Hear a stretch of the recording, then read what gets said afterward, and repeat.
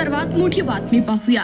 One रक्षक की भक्षक, जवळा परिसरात भर दिवसा वृक्षतोड, प्रशासनाचे अर्थपूर्ण दुर्लक्ष। नेमके काय आहे प्रकरण, पहा सविस्तर। सांगोला तालुक्यातील जवळा, वाणी चिंचाळे आणि परिसरातील वन विभागाच्या हद्दीतून भर दिवसा मोठ्या प्रमाणात बेकायदेशीर वृक्षतोड सुरू आहे। वन विभागाचे अधिकारी आणि कर्मचाऱ्यांच्या जाणीवपूर्वक दुर्लक्षामुळे लाकूड तस्करांचे ताबे दानांऐवजी ते अधिकच फोफावले असून पर्यावरणाचे मोठे नुकसान होत आहे। सांगोला वन विभाग आणि या अंतर्गत येणाऱ्या जवळा, भोपसेवाडी, आलेगाव, वाणी चिंचाळे भागात वन विभागाच्या हद्दीतून झाडाची कत्तल राजरोसपणे सुरू आहे। या भागात संध्याकाळच्या वेळी ट्रक आणि ट्रॅक्टरच्या साह्याने विनापरवाना लाकडाची वाहतूक केली जात असल्याचं समोर आलंय।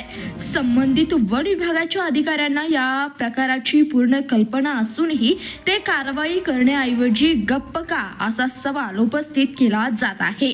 यापूर्वी सांगोल्याचे वन विभागाचे अधिकारी म्हणून तुकाराम जाधवर कार्यरत असताना विनापरवाना वृक्षतोड करण्याची कोणतीही हिंमत होत नव्हती।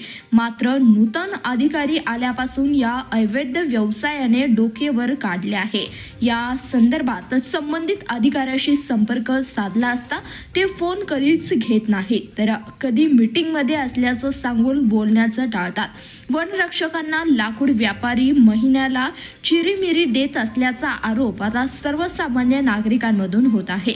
वन विभागाच्या या ठिसाळ कारभारामुळे लाकूड तोड करणाऱ्या व्यापाऱ्यांची तिजोरी इतकी वाढली आहे की जवळा आणि खेरडी भागात आमचे हात अधिकाऱ्यांपर्यंत पोहोचले आहेत। आता कोणाला घाबरायची गरज नाही असं उघडपणे बोललं जात आहे।